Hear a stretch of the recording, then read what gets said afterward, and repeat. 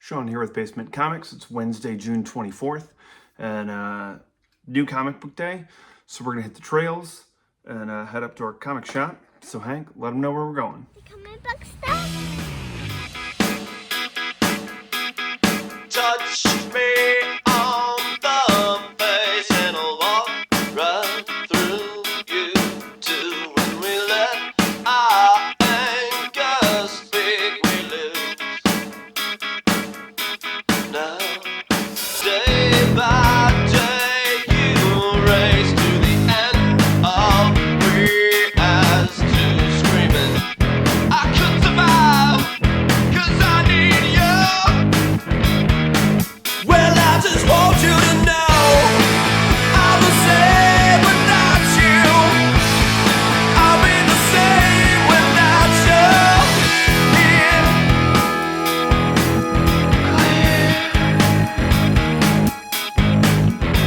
you phone me up just to say I will pay for the souls I've bruised. Take what's left of me with you.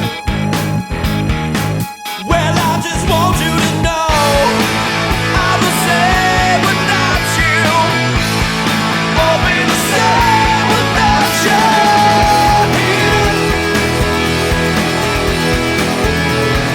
Won't be the same without you.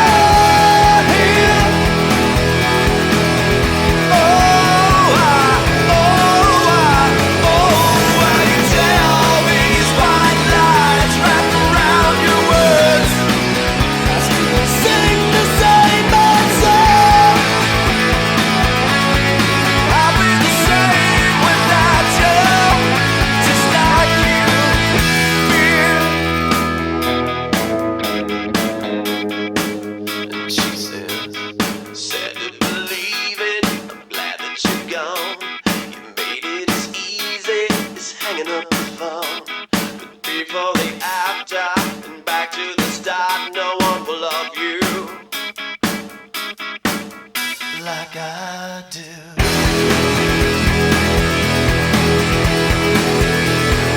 I'll be the same without you.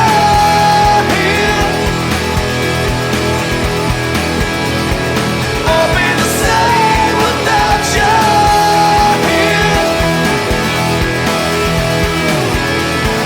I'll be the same without you.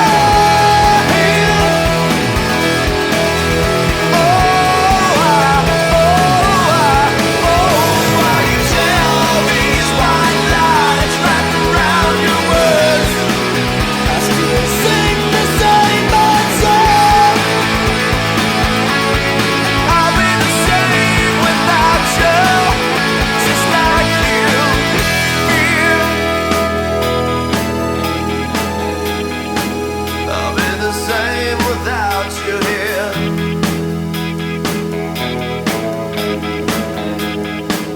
I'll be the same without you.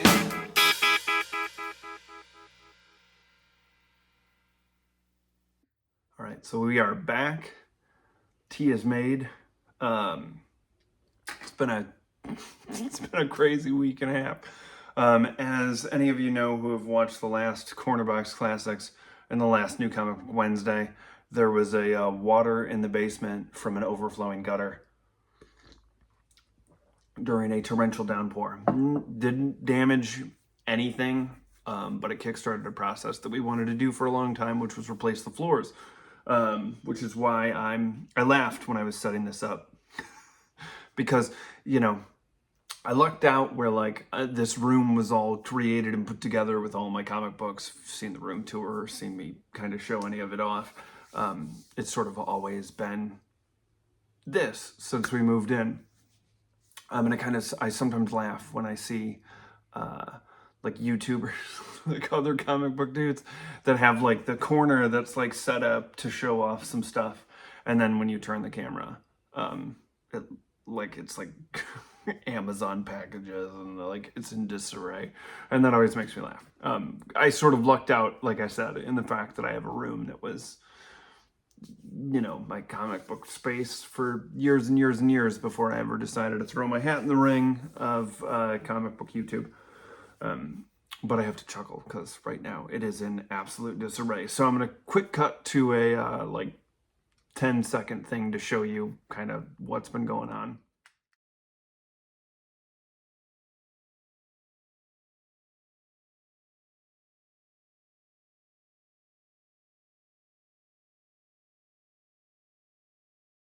So as you can see in there, obviously, like the floor is going in not tomorrow, but Friday, and the guy that was helping me pick out the vinyl flooring, setting it all up and everything,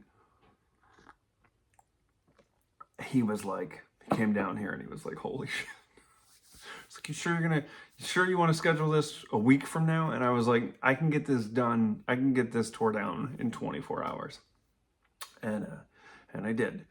And then I had to tear up all the carpet and the mask up and do all that type of stuff. And tear up the Eisenhower era, I'm certain asbestos-filled tile that was underneath that carpet. So that was delightful. Yeah. So it's obviously there's been a lot, and there's but in a day or two everything will start to get back to normal. So hopefully by the next video I will be back in my normal spot and standing up, because I prefer that over sitting. But it's been nonstop. So sorry that I missed Corner Box Classics. But I didn't even get to we didn't even celebrate Father's Day because I was up to my elbows in tile and getting all this taken care of so we could turn it around in no time. It's crazy packing up all those comics and stuff like that into other rooms and trying to keep everything safe. And I do not recommend, but I am very, very excited for the new floor. So if there's a weird echo, it's because this room is normally filled with 15,000 comic books, and it is not. It is empty, except for last week's comics and this week's comics and a trade that I read. So let's get into it with what I dug from last week. So Amazing Spider-Man. I talked about this last week where I was excited because I like quiet issues, and the revelation of May and Ben having a child was worthy of one of those just straight up talky issues. And if done well, those are absolutely some of my favorites, particularly in the X-Men universe. They used to do great like post-event follow-up issues where it was kind of like quiet moments, post-Executioner's Song. There's the issue where Jubilee takes Xavier, who has use of his legs for a small amount of time. She takes him rollerblading. That was a great one.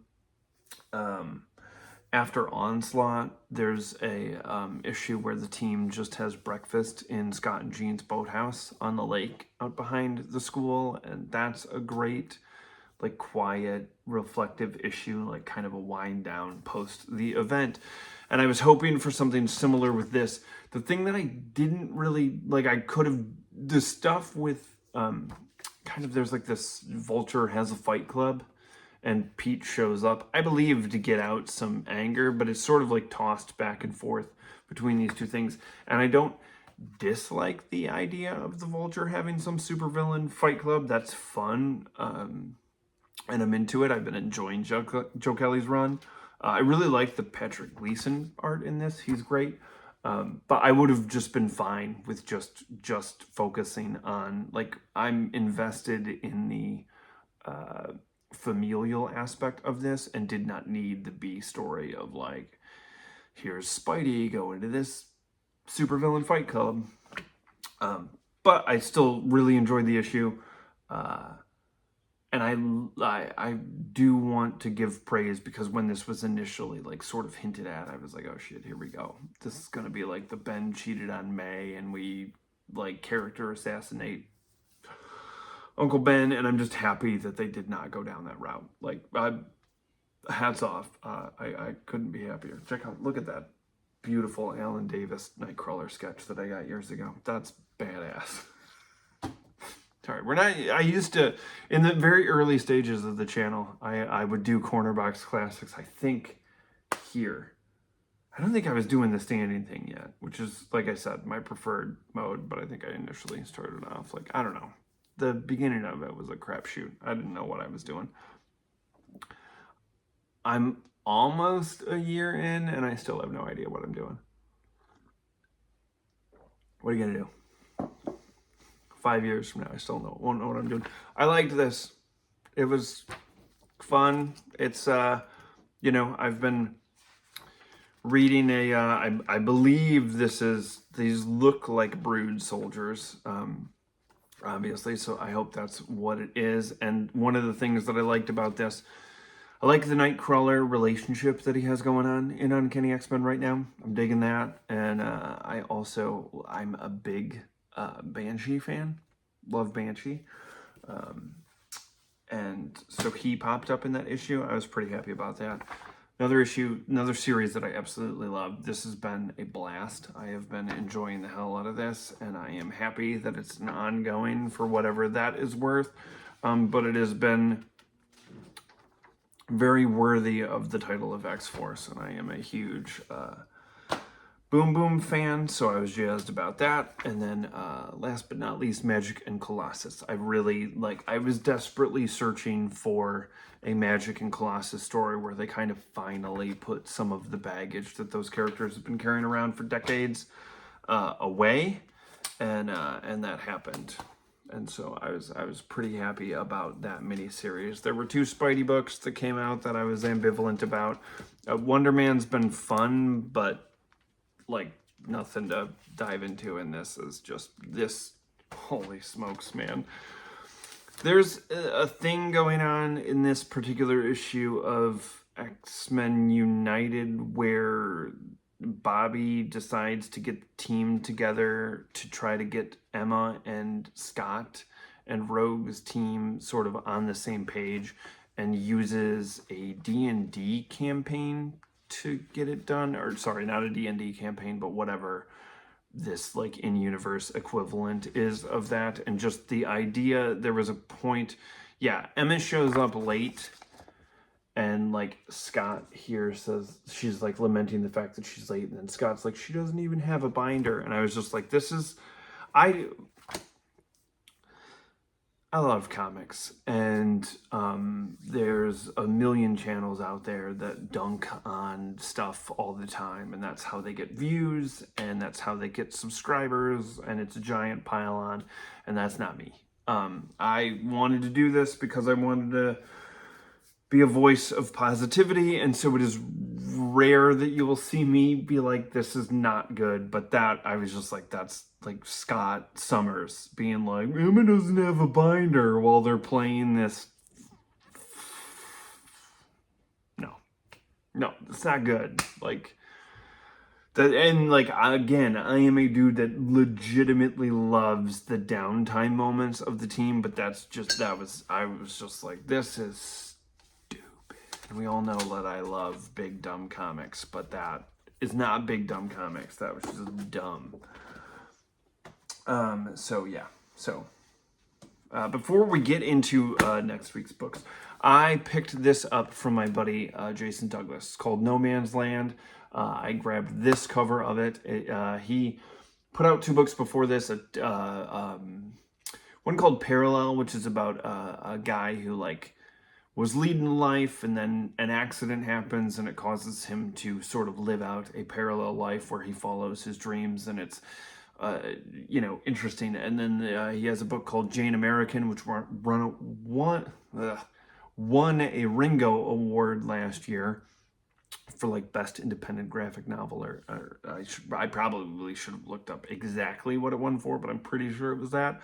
And that one I really like. It's about, it takes place during the Rosie the Riveter time period, and it takes place in the hometown that I grew up in. And so, I was all about it, and it was very good. I am not a horror guy, but when he announced this, I sort of loved this EC homage variant by Vincent Locke that was done. And so at Motor City Comic Con, I was like, make sure you save me a copy of that cover because I want to get that. And I picked this up knowing full well that I was doing it because he's my pal, because I'm not normally a horror guy. I am a smiley pumpkin at Halloween guy, friendly ghost. I am not big into horror. I don't have a problem with it. I'm not like, I'm not sharpening my pitchforks for anybody. That one of my best pals all about horror movies. And I like to dabble, but it is not like my go-to thing. And horror comics aren't really my cup of tea. But I was like, I'm going to give this a shot. And for my avenue of horror that I actually enjoy is like, I like scariest movie in the world to me is Rosemary's Baby. That movie scared the shit out of me as a kid because I grew up in a religious environment. And the idea of people like your grandparents chanting Hail Satan while they were, you know what I mean? Like that movie messed me up.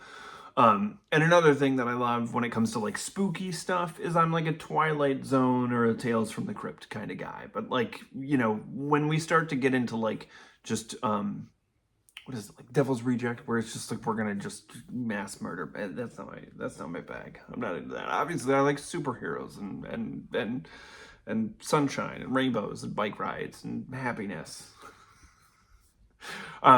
Anyways, I read this the other night because normally ever since I started for years I'd been doing this. Yeah, I go over this all the time with the Cornerbacks Classics. I have been reading my Marvel comics in publication date order for the past couple of years. That does not leave, I used to be able to just like, I'm going to take a break here and read this other thing that interests me, Bone or whatever. And I could do that. But now when I started the channel, I was like, I'm committing to kind of being on a schedule with Cornerbacks Classics. And this does not leave a lot of time to I don't have a lot, like I have just enough free time when I'm not working, being a husband, being a good husband, being a good dad, to just hang out and read, an endless amount of, I gotta pick and choose here, right? And so I'm sticking to Cornerbacks Classics and I'm sticking to some new stuff, and I should probably cut some new stuff so I can have some extra time. But because I put Cornerbacks Classics off because of the construction, I was like, the other night I was like, hey, this is sitting on the nightstand. Actually, I don't. I contemplated doing the video here or in our bedroom because Henry had these for his baby shower. We got these bookcases that are like these shelves, but they have like a strip of wood here and there, and it's for kid books, so you can put them in there. And I saw those and I was like, I'm buying a bunch of extra of those, and I put them on the wall next to my side of the bed because it's perfect. I have like 4 of them, and it holds like 2 perfectly, and you can fit quite a few in there. So that's how I have like the months of Cornerbacks Classics. I'll show it off sometime. Anyways, so this was in there in like the to be read at some point bookcase next to the side of the bed. And so I was like, I'm going to do it. And man, am I happy I did. This was great. And this pacing was great. It's like 4 parts, which felt like 4 issues, and it was fantastic. Like, this is not me blowing smoke up my buddy's ass just because we're pals. This was legit. For me to enjoy a horror book, this was legitimately a good time. And I don't mean good time like it was a good time, but it was an enjoyable read. And my best explanation that I could possibly give it, not being a horror guy, is like this legitimately felt like a fantastic lost episode of the Twilight Zone. Like, and that's high praise for I am a New Year's Day, let's watch a bunch of Twilight Zone marathon, and I have my favorites. And this, like, I would love to see a Twilight Zone episode made of this graphic novel. It is fantastic. Yeah, so I did want to call that out. I gotta pick up a copy of 2 of that and ship them over to the UK so that they can, so that a couple pals can read that as well, because I think they would enjoy it. Gonna save my Father's Day gift for last, but we'll go over what I picked up this week at the comic book shop. So, it was in my pull box, and I would normally just like put it back on the shelf, but I've been reading the last few issues because of it tying into Spider-Man, and so I was like, I'm not gonna fight it. I'll give it one more issue, but that was basic. That's it. I'm not a Venom reader. When I talked about how I need to start cutting things, the hardest thing in the world for me to cut is X-Men books. I feel like I'm gonna miss something, or then there's gonna be something that I need to like catch up on at a later date. And this, I like, it's this perfect example of like, there's nothing, I enjoy this book when I'm reading it, but the second I set it down, I don't remember any of it. It's not something that I'm going to go back and be like, oh, I can't wait to read Generation X-23 again. And I kind of like, I talk about this a lot. It's going to take a lot because it's been 35 years of going to the comic book shop and picking up lots of stuff. It's a hard habit to break, man. But there's going to be some books that I just need to, I got to pay for a floor. I need to whittle some things down. Moonstar has been surprisingly enjoyable. I didn't know if this was going to be one of those between the raindrops or not, past stories like they've been doing. But this has been good. I love Danny Moonstar, so I was excited to see her get a book. I wish, it seems, which I mean, I guess makes sense that it's magical more so than I thought it was going to be, but it makes sense because she's Valkyrie. So I shouldn't really complain about the fact that it's more magical, but magical's like 2 steps up from horror for me when it comes to reading. I don't mind magical stuff. It's weird. It's so weird. It's like I don't mind magical stuff in films, but I think sometimes there's a lot of like Thor-esque names that I need to remember. And as I get older, it's tougher and tougher because of the amount of stuff that I'm reading. This is why I need to pare down. That's I'm like, if I can't remember the last issue that I read, I gotta, figure some stuff out. I was not thrilled about the idea of this Wolverine losing the adamantium thing because I lived through it in the 90s and it was not great and he didn't have a nose and I wasn't into it. But this has been enjoyable. And last issue had Nightcrawler in it, so I really enjoyed that issue. And this issue has Nightcrawler in it too. And so, that's a win for me. Still picking up Infernal Hulk. This is leading into what I imagine is this Hulk thing that they're talking about happening next year. This has surprisingly been enjoyable for me. Again, it's another hope. Maybe I do like horror more than I thought, but been digging that. Doom Quest #1 was a blast. I can't imagine that Doom Quest #2 won't be equally as fun. I mean, I hope they have the name. Yeah, Doom created something called the Doom Engine, which was him like traveling through time all at multiple points at the same time, which is, perfectly Ryan North. Art's great in this, and it's just, I can't get enough of Ryan North writing the Fantastic Four characters in Doctor Doom, so why wouldn't I be into that? Avengers Armageddon #1 was great. Captain America leading up to it has been great. I've been enjoying this a ton, so I imagine this is only going to get even better. And hey, this is great because Valero Sheedy is how you say the last name, maybe, is back on art. So, we left off with Cap in Hell. So I'm excited to see where that goes.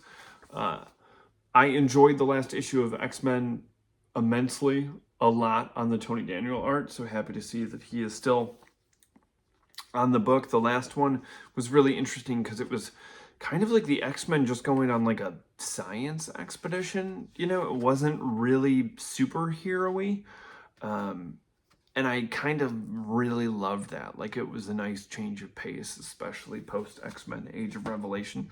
So I really dug that. But the book that I'm most excited about this week is X-Men Outback. That Russell Dauterman cover is fantastic. And I was like, oh, it's a bummer that he is not doing interiors. The interiors are being done by a cat named, come on, hit me with it, Steven Segovia. And I got to admit, from flipping through it real quick without giving myself any spoilers, it did my 90s kid heart well. And it was, excuse the yawn, it's been a very tiring week. It's been a lot of fun. This hasn't been a lot of fun. The art looks like it's a lot of fun. I have not read it yet, but I am very excited to read this. Who doesn't love the Outback era of X-Men?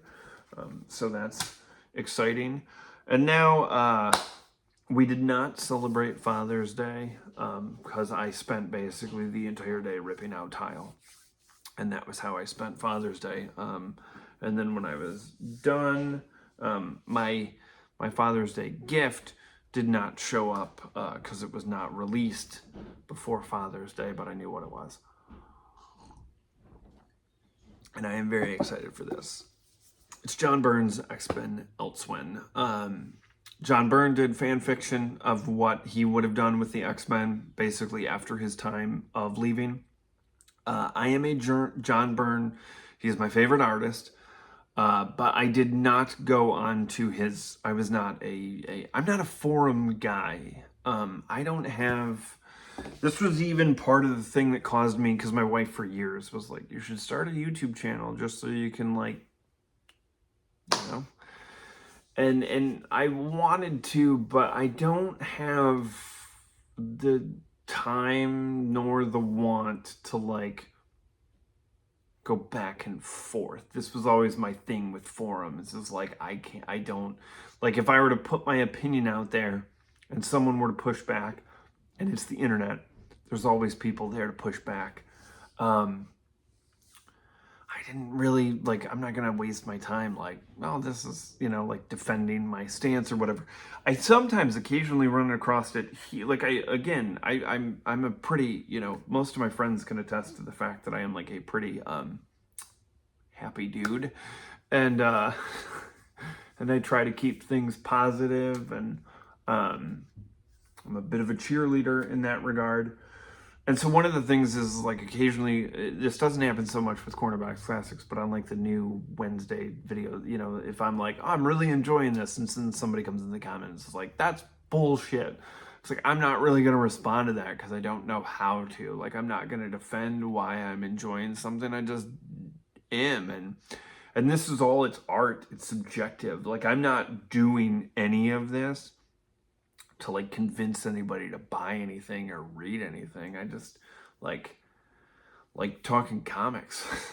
so that's what it is. And so forums to me were a no-go, because I was just I can't live on a forum and sit here and I don't know. It was just never for me. I was a bit of a lurker on a few, but never really involved that much. But I'm bad at texting too, because you can never, I'm one of those guys that reads every text as though everyone is mad. That's how I read. That's how I read emails. That's how I read text. Everybody's always pissed off. I tend to prefer actual exchanges. So that is all to say that when John Byrne started posting the art for this, I was aware of it. People hipped me to it, but I had no want to read a comic book on a screen. I was I guess, because if comic books tomorrow were to go all digital, I'd be guess I'm done.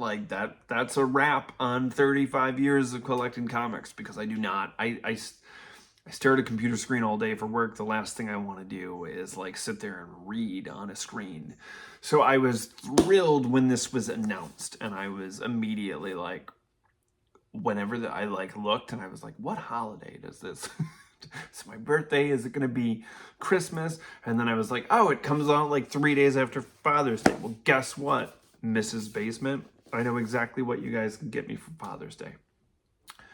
And so I have this edition, and then I also got the signed Midtown Comics variant of Volume 1. And last night, I was like, it arrived yesterday, and I was like, my wife was like, what is going on with you? As I was just staring at it. And I was like, I cannot wrap my head around the fact that I get to sit down tonight at the end of the day and I get to read John Byrne X-Men that I've never read before. Like, and I'm so excited. And so I read, the first issue was kind of a double-sized, and then I read the one after that. So I would say that I've read the first 3 issues, and man, it is like visiting old friends. Like, I love Byrne's Fantastic Four, which he wrote, so I had there was no concern about whether or not he'd be able to write a great X-Men. Is it Claremont? No. But this is so much fun. It's so much fun. Like, the first 3 issues were just a blast. I had so much fun with it. Is his art the same as it was in 1979? No. But having seen some of his contemporaries in a modern setting, I gotta say, he's still got it. And that is like, I don't know. I'm super happy to get this. Super happy that there's 2 more volumes coming. I kind of wish it's going to be 3 years. It's going to be like summer that they're released. And I kind of wish that they were doing like a summer, Christmas, summer. I always worry about it because I'm like, fuck, what if I die? What if I get to volume 2 and I don't know how it ends? This sucks. So there's that. But listen, last night, I mean, oh my God. And Abram Arts does such a fantastic job of putting together these books. Like the Fantastic Four Full Circle thing is fantastic. Not to continuously say fantastic, but they do like kids books. There's been these like fun, like Spider-Man team up books, and they're doing some Iron Man ones. And there's at the end of the year, there's a Marvel Dimensions by Alex Ross, which I pre-ordered. That looks fantastic. There's a Doctor Strange one that's coming out, and they're just beautifully presented. It looks great. It feels great. It's just so good. And like to just get John Byrne written and drawn X-Men again. Could go on and on about it, but I'm not gonna, because I got stuff to do, because we have to fix some stuff before Friday down here to make sure everything goes smoothly. So but I didn't want to, I skipped out on Cornerbox Classics, which I apologize for. My wife was like, you should set up the camera and just do like a time lapse of me putting the room back together. But I can't imagine that I have that much space on my phone. But I'm hoping to get it back together relatively quickly once this gets going, because I didn't realize how much it's like this room being torn apart is the equivalent. It hurts my soul. I've had this room in some variation of our house even before Ashley and I were together in the house that I lived in before we started dating. I had a room with home, so it's probably been like 20 years that I've had some semblance of this setup in some house or another in places that I live. The only time that I didn't was when I was on the road with the bands playing. I mean, obviously my childhood bedroom counts, so there was like a 4 or 5 year period where I was like touring around where everything was kind of boxed up. And, I don't like that right now. I like to be able to be like, oh, this is, because I thought about doing something for Father's Day where I was going to read, or I was going to talk about the first issue that I ever read. Because when we brought Henry home from the hospital, his bassinet was on like my side of the bed, because I am not cranky if I get woken up. but Mrs. Basement is. So he was on my side of the bed. And like the first comic book that I ever read was this great Uncanny X-Men issue where Bobby's father stands up for him, and Bobby's father was not known for doing that, and he gets beat up by Bastions. Anyways, so I was like, oh, maybe I'll do that for Father's Day, and then watch Indiana Jones and the Last Crusade, the greatest Father's Day movie ever made. But life happened, and I needed to tear up some floors so I can finally get the new one. So there were already things in the work that had changed up the room that I was excited to show off, and then the floor is just like, holy smokes, that's a whole new thing. So there's a new room tour coming once everything is all set up and back to normal. So that's what's going on here. So don't know if I will be back again this weekend with Cornerbox Classics. I'll probably do something just to like quickly show off, like, because floor gets put in Friday. I'm going to start immediately putting the room back together. So you never know. If I do it fast enough, maybe. There will definitely be something, though. And then we will be back to normal, like nothing ever happened. So, you know, that's cool. Yeah. In the meantime, thanks to everybody or anybody that went and like while I had the downtime, that went and watched older videos, I guess. So I didn't just, you know, waste away into the ether of comic book YouTube. You know, not that it matters. So, I'm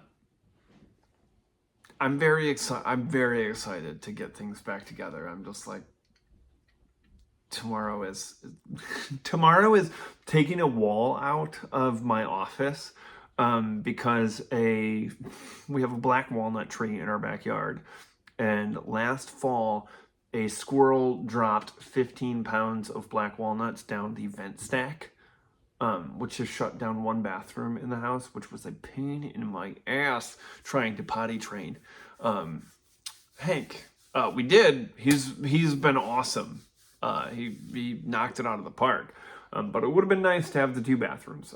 But it's a buddy that's like fixing this, and there was just some, you know, he had surgery right when it happened, so couldn't help. Then it was winter time, and it was like, can you make it? And then this is now butted up to like, we're going to have to bust out this wall and fix it before they put the floors in. So everybody, if you could, you know, say your prayers to Odin, that everything goes smoothly tomorrow while we cut this pipe and replace it, so that it's all back to normal by Friday, so they can put in the floor, and then I can put the room back together, and everything's awesome. So there's all the stuff that you don't care about. You're like, we wanted to hear more about No Man's Land or X-Men Elsewhere. I'm terrible at this. All right. I'll see you this weekend with something. Thanks for taking this ride with us. Bye.